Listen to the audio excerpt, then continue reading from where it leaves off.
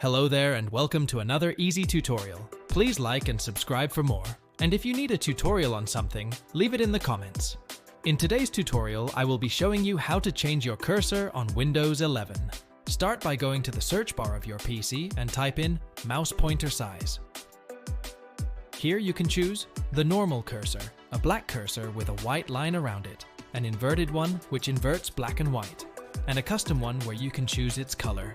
It gives you a couple of recommended colors, but if you click on choose another color, you can choose whichever one you like. I will go with a pink one for this tutorial.